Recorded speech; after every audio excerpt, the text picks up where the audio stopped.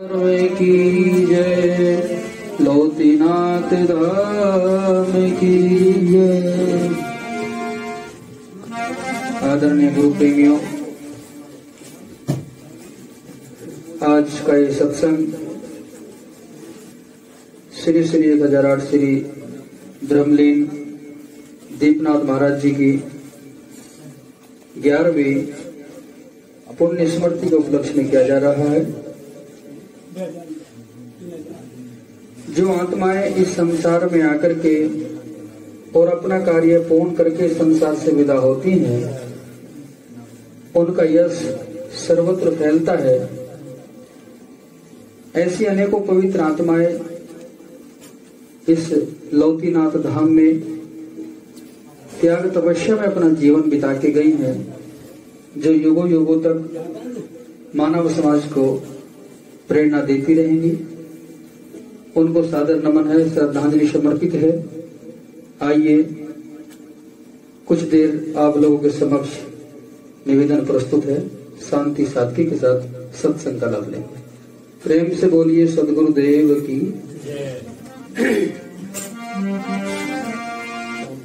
सत्य का संदेश तुम जग को दिए हो, कर सका कोई नहीं वैसा किए हो।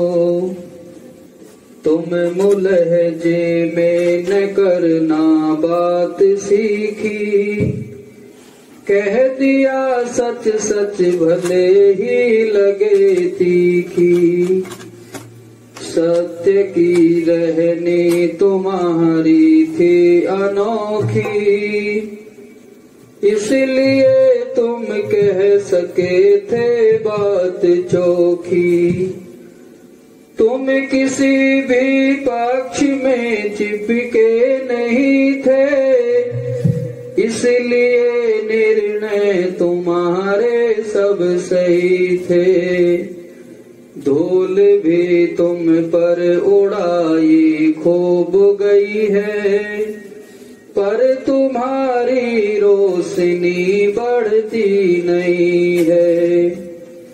तुम तरासे गए हीरे के तरीके, पर तुम्हारे सभी पहल उद्योत दिखे। व्यक्तित्व भी ऐसा तुम्हारा था निराला, सभी ने ही रीझ तुम पर दृष्टि डाला। निर्गुणी केवल नहीं वैष्णव विरागी, सब तुम्हारे ज्ञान धन के दाये भागी। सांप्रदायिक द्वंद्व जितने ही छटेंगे, मान्यताओं के प्रबल बंधन कटेंगे। उते ही नित निकट होंगे हम तुम्हारे, जिते दिन बीते लगोगे नित्य प्यारे। ब्रह्म सुख निर्वाण राम रहीम सारे, सत्य के पर्याय हैं निज रूप न्यारे। कस्तूरी कुंडल बसे तुमने बताया, आप में ही मस्त होना है सिखाया। जिंदगी की दौड़ तुमने मेट डाली, कर दिया विश्रांति जीवन में निराली। जन्म जन्मों की पिपासा हुई तर्पित, तेरी यादों में सुमन श्रद्धा समर्पित। तेरी यादों में सुमन श्रद्धा समर्पित। विश्व वंदनीय आद्य पारक सिद्धांत के जन्मदाता संत सम्राट सदगुरु बंदी छोड़ कबीर साहब जी, विश्व वंदनीय आदि गुरु कुल गुरु संत शिरोमणि सदगुरु श्री रविदास जी महाराज, मंच पर विराजमान सभी पूजनीय संत गुरुजन, इस सत्संग सभा में आए हुए आदर और सम्मान के योग्य सभी गुरु प्रेमियों और जिन पुण्यात्मा की स्मृति में श्री दीपनाथ महाराज जी की याद में ये कार्यक्रम है, उनको भी सादर नमन। आप सभी के प्रति भी सादर नमन है, साहेब बंदगी है, मंगल कामनाएं हैं। बंधुओं,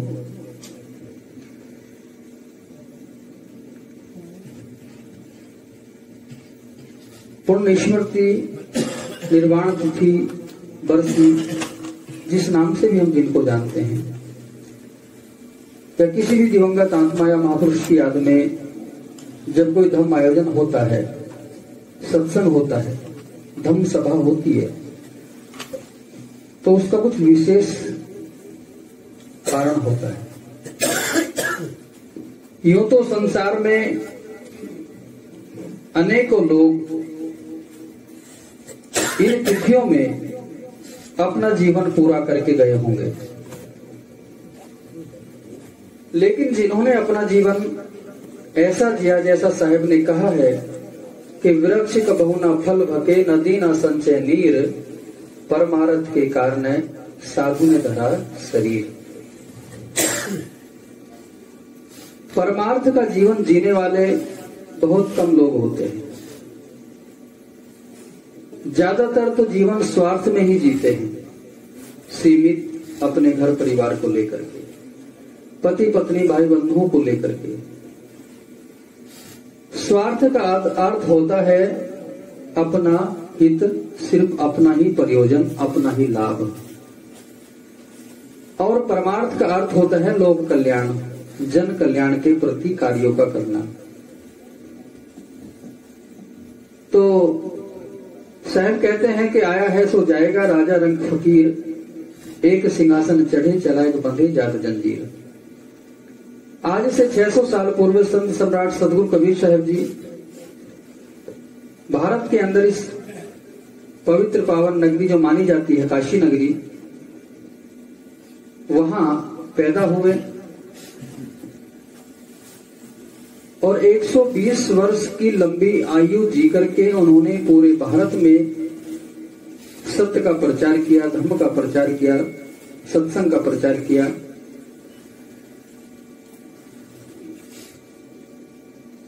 आज भी उनके विचारों की इस संसार को उतनी ही आवश्यकता है जितनी उस समय में थी, क्योंकि जब तक रोग होता है तो दवाई दी जाती है, जब रोग मिट जाता है तो फिर औषधि की आवश्यकता नहीं होती। उस समय में 600 साल पहले ये भारत गुलाम था मुगलों का, आजादी नहीं थी।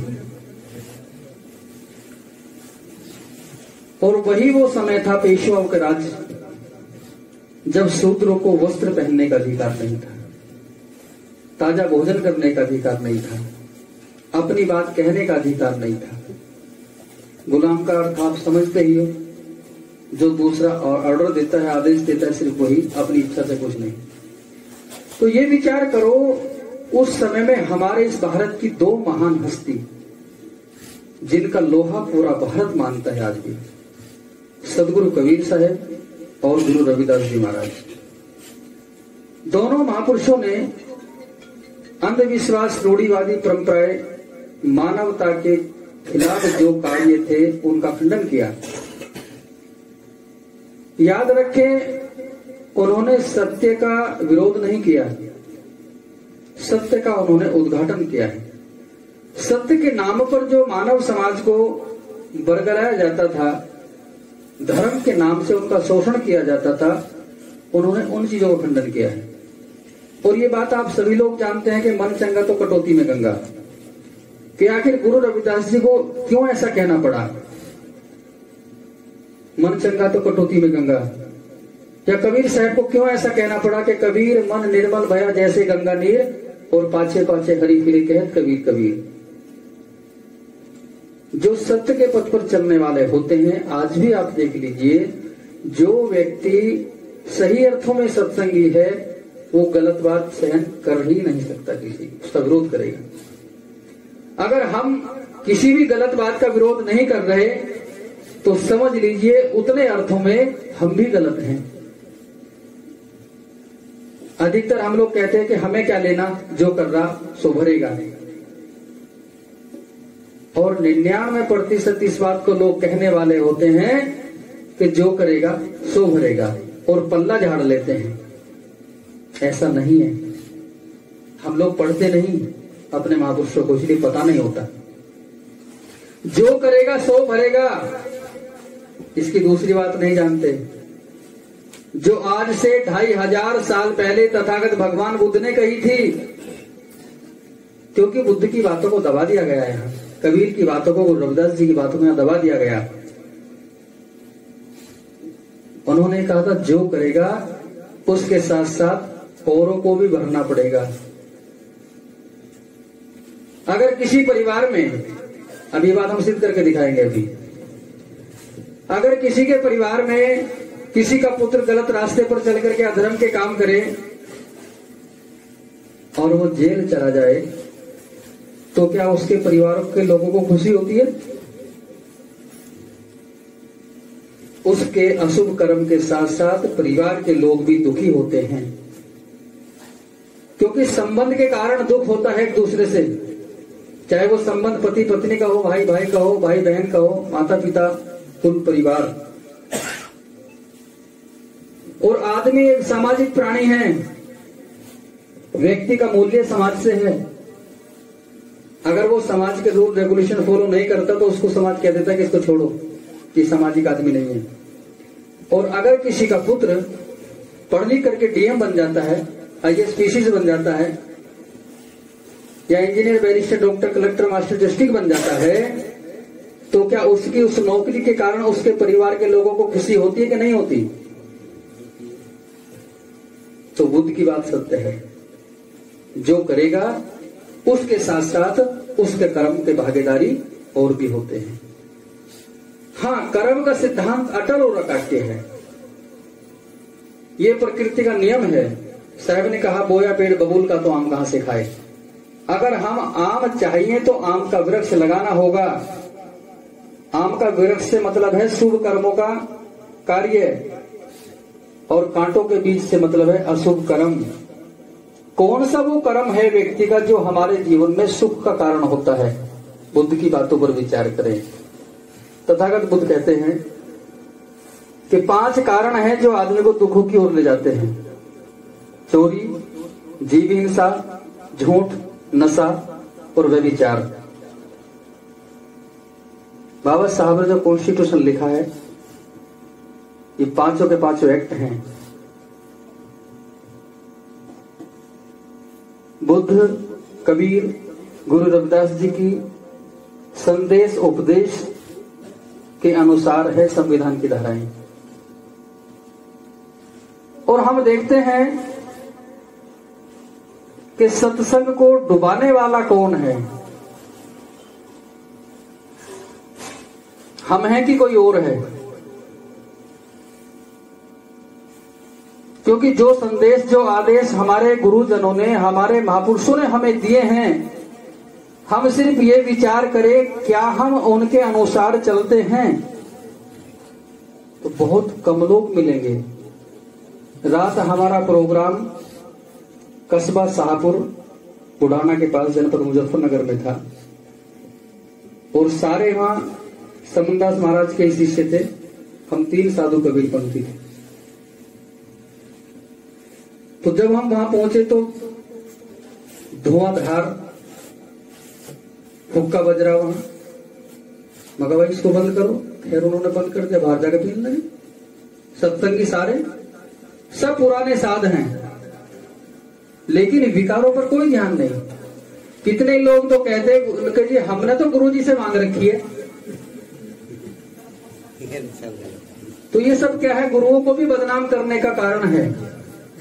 अब आप विचार करें, जो साधक, चाहे वो किसी भी घराने का है, किसी भी पंथ का है, किसी का गुरु ये उपदेश नहीं करता तो बीड़ी सिगरेट पी, तू तंबाकू खा, तू शराब पी, तू मांस खा, तू चोरी कर या लड़ाई झगड़ा कर। यही सब कारणों से समाज का पतन, सत्संग का पतन होता है। त्याग अनिवार्य है। अगर बच्चा पढ़ लिख करके घर परिवार का त्याग नहीं करेगा तो आगे नहीं बढ़ सकता, नौकरी में आगे नहीं जाएगा, वो घर का मुंह से पीछे खींचते रहेगा। और ऐसे अनेकों कारण देखे जाते हैं कि घर के मोह के कारण, चाहे वो माता पिता का मोह चाहे पत्नी का मोह, नौकरी छोड़ के आ जाते हैं। त्याग की हर जगह आवश्यकता है। जितना जरूरी खाना है उतना ही जरूरी उसका विसर्जन भी है।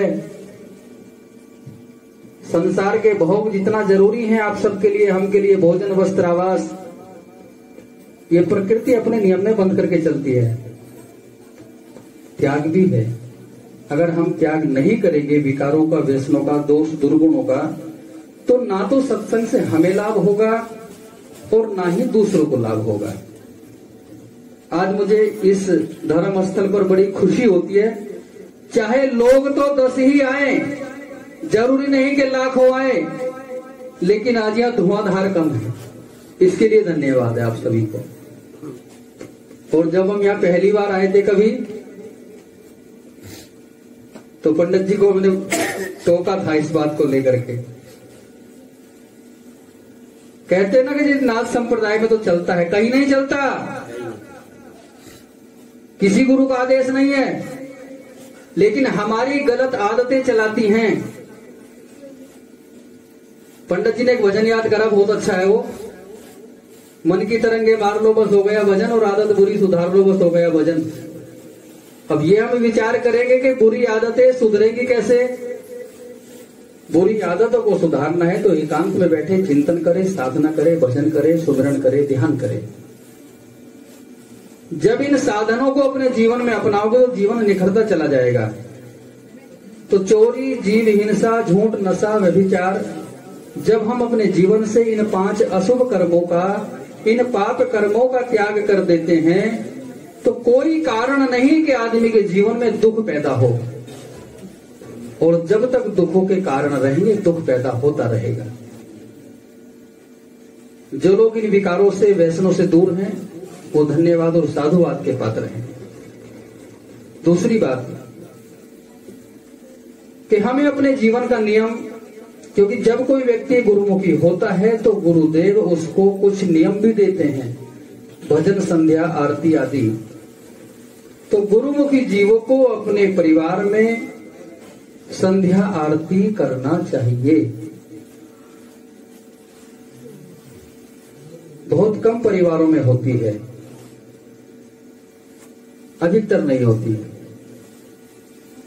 जब हम 24 घंटे में 8 घंटे या 10 घंटे इस एक बिलांद पेट की पूर्ति के लिए कठिन मेहनत कर सकते हैं, तो जिस गुरु को हम अपना ये सिर भेंट करते हैं, सर झुकाते हैं, क्योंकि गुरु का उपकार होता है, तो उस गुरु के नाम का घर परिवार में बैठ करके संध्या वंदना आदि नित्य होना चाहिए। मात्र आधे घंटे का समय लगता है, 1 घंटा लग जाएगा तो हम 1 घंटा भी तो निकाल सकते हैं, लेकिन आलस के वशीभूत नहीं कर पाते। करना चाहिए।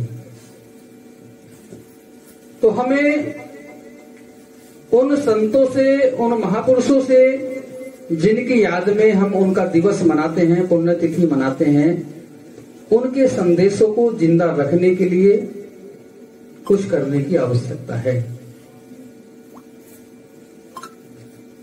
और हम अगर इंतजार ही करते रहेंगे कोई दूसरा करे, तो काम पूरा भी नहीं होगा। धर्म के रास्ते पर, सत्संग के रास्ते पर पहला कदम बढ़ाए, और पहला कदम जो व्यक्ति बढ़ा देता है तो उसके साथ में दूसरा कदम भी उसके पीछे आ जाता है।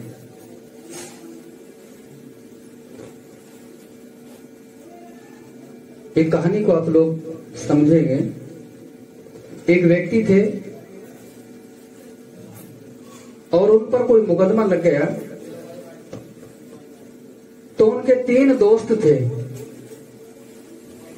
मुकदमे में गवाही की आवश्यकता पड़ी, तो उस व्यक्ति ने सोचा कि मेरे जो दोस्त हैं मैं उनसे कहूंगा तो वे मेरी गवाही देंगे और मैं मुकदमे से बरी हो जाऊंगा। अब वह अपने पहले मित्र के पास में जाता है और उससे कहता है कि भाई तुझे मेरी गवाही देनी है, मेरे ऊपर एक मुकदमा लगा हुआ है। उस पहले मित्र ने कहा कि देखो भाई आप हमारे मित्र हो, ये बात तो सही है, लेकिन हमारी मजबूरी ये है कि हम इस ठिये को छोड़ के नहीं जा सकते। उसने सोचा यार सारी जिंदगी मैंने इसको इतना कुछ किया है और थोड़ा सा मेरा काम पड़ा तो मुकर गया। सोचा कोई बात नहीं। दूसरे दोस्त के पास जाता है और कहता है भाई आपको मेरे मुकदमे में गवाही देनी है। तो दूसरा दोस्त कहता है कि देखो भैया हम सिर्फ कचहरी तक के साथी हैं आपके, और जज के सामने खड़ा होना हमारे हिम्मत नहीं है, हमारे बस के बाहर है वो चीज। हाँ कचहरी तक हम आपके साथ चले चलेंगे। सोचा भाई कोई बात नहीं। अब वह व्यक्ति सोचता है कि इन दो मित्रों पर मुझे इतना भरोसा था, अब एक मेरा तीसरा दोस्त और है, लेकिन वो तो ऐसा है कि कभी महीने 2 महीने की जगह क्या वो तो साल कई साल हो जाते हैं, उससे कभी बातचीत भी नहीं हो पाती, मिलना भी नहीं हो पाता। तो जब इन्होंने मना करके वही के साथ देगा, फिर सोचता है कि आखिर है तो अपना मित्र ही, चलते हैं। जब वह उसके पास जाता है तो उसने देखा कि आज मेरा दोस्त आ रहा है, और तुरंत उसने दौड़ करके उसे अपने गले से लगाया, बिठाया, पानी पिलाया, जल भोजन की सेवा करी, फिर पूछा कि मित्र कहो कैसे आना हुआ। उस व्यक्ति ने कहा भाई मुझे तेरी गवाही की जरूरत है, मेरे ऊपर एक मुकदमा लगा है। उसका वह मित्र कहता है कि तो चिंता करने की कोई बात नहीं है, जब तक मैं हूं आपको घबराने की जरूरत नहीं, और जहां तुम्हारा पसीना गिरेगा वहां मैं खून बहाने को तैयार हूं, चलो। वह व्यक्ति उसकी गवाही देता है और वह मुकदमे से बरी हो जाता है। सज्जनों ये तो एक दृष्टांत है, सिद्धांत को समझिए, ये किसी और की बात नहीं। इस संसार के जितने भी नर नारी हैं, हर किसी जीव के ऊपर में मृत्यु रूपी मुकदमा लगा हुआ है, और जब मृत्यु आती है तो हर व्यक्ति के ही 3 मित्र हैं। पहला मित्र है उसका धन, चलाचल संपत्ति, और दूसरा उसका मित्र है कुल कुटुंब परिवार, और तीसरा उसका मित्र है धर्म, शुभ कर्म, सेवा, सत्संग। तो जब मृत्यु नजदीक आती है तो आदमी धन रूपी मित्र से कहता है कि चलो हमारे साथ, सारी जिंदगी मैंने तेरे लिए तो किया है, कमाता रहा, धन को इकट्ठा करता रहा। एक भजन गाते थे ना आप लोग, जोड़ जोड़ भर लिए खजाने फिर भी तृष्णा नहीं गई, ऐसा। तो धन रूपी दोस्त कहता है कि मेरी मजबूरी है, मैं इस ठिये को छोड़कर नहीं जा सकता। उदास हो जाता है आदमी। मैंने यूं जोड़ी थी ठगनी चलेगी मेरी गैल, एक भजन है कि मैंने यूं जोड़ी थी माया चलेगी मेरी गैल, और भूल भूल भी रह गया, पता लगा ये नहीं जाने वाली है। दूसरे मित्र से कहता है, परिवार कुल कुटुंब से, कि भाई तुम्हारे लिए मैंने सब कुछ किया, धर्म कर्म भी नहीं किया, सेवा भी नहीं करी, ना समाज की, ना संत की, ना माता पिता की, तो तुम मेरे साथ चलो। परिवार रूपी दूसरा मित्र कहता है कि हम आपके कचहरी तक के साथी हैं, सिर्फ शमशान घाट तक हम आपके साथ जाएंगे, आगे नहीं। लेकिन तीसरा जो मित्र है धर्म या शुभ कर्म आपका, वो कहता है मैं हमेशा तुम्हारे साथ हूं। कर्म ही आदमी का साथी होता है। कर्म तुम्हारे अच्छे हैं तो किस्मत तुम्हारी दासी है, धर्म तुम्हारे अच्छे हैं तो घर ही में मथुरा काशी है। कर्म धर्म दोनों अच्छे तो जीव बने अविनाशी है, और दोनों नहीं है पास तो गले में दुखों की फांसी है। निकल गया रस रह गई खोई, कहें कबीर अब भजन ना होई। जब इस शरीर में रस रहता है, जवानी रहती है, जब तक धर्म कर्म की याद नहीं आती आदमी को, तब तक तो ठनक होती है कि मेरे सामने दूसरा क्या है। साहिब कहते हैं कि धन रहे ना यौवन रहे, रहे गांव ना ठाम, कबीर जग में यश रहे कर दे किसी का काम। जो लोग शुभ कर्म करके इस संसार से विदा होते हैं, वो सिंहासन पर चढ़ कर के जाते हैं। जिन महापुरुषों ने इस धर्म स्थल की नींव रखी होगी, उनके समय में जो लोगों ने लाभ उनसे लिया होगा, उनका सत्संग करके उन्होंने तो लिया ही होगा, लेकिन उनका शरीर अपने तत्व में विलीन होने के बाद सूक्ष्म रूप से उस आत्मा का जो अंश होता है, उसका लाभ ज्ञान रूप में सदैव मिलता रहता है। तो इस दृष्टि से हमें अपने धर्म स्थलों के प्रति अपनी श्रद्धा रखनी चाहिए। और आप लोग देखिए, ईसाई धर्म के मानने वाले क्रिश्चियन लोग अपने गिरजाघरों में हर संडे को जाते हैं, कुछ लोग एवरीडे भी जाते हैं। सिख धर्म के मानने वाले अपने गुरुद्वारों में हर रोज जाते हैं मत्था टेकने अपने गुरु ग्रंथ साहिब को। हिंदुओं में भी कुछ लोग ऐसे हैं जो हर रोज मंदिर जाते हैं। मुसलमान भाई एक दिन में 5 वक्त की नमाज अदा करने अपने धर्म स्थल पर जाते हैं। हम लोग कितना जाते हैं अपने धर्म स्थलों पर? हमारे पास तो समय ही नहीं होता, क्योंकि हम अपने धर्म के प्रति लापरवाही बरतते हैं। तो मैं कहता हूं, चाहे कबीर आश्रम हो, चाहे गुरु रविदास आश्रम हो, चाहे नाथ संप्रदाय के आश्रम हो, चाहे बुद्ध विहार हो, हमें भी अपने धर्म स्थलों पर जाकर के अपने महापुरुषों से धर्म की शिक्षा लेनी चाहिए। अगर हम ऐसा करेंगे तो हमारी आने वाली संतति कुछ सीखेगी आप लोगों से। नहीं तो जो आज की युवा पीढ़ी है, आप लोग देख ही रहे हो कि ना वो माता पिता की सुनती और ना अध्यापकों की सुनती, ना समाज में बड़े बुजुर्गों की सुनती। तो ऐसा क्यों है? क्योंकि हमने परिवार के लोगों को सत्संग से जोड़ा ही नहीं। हमने ये बताया ही नहीं कि सत्संग जो है वो किस तरह से लाभदायक है। आइए मैं एक पद आपके बीच में रख देता हूं, उसके बाद दोबारा समय मिलेगा तो प्रेम से बोलिए सदगुरुदेव की जय।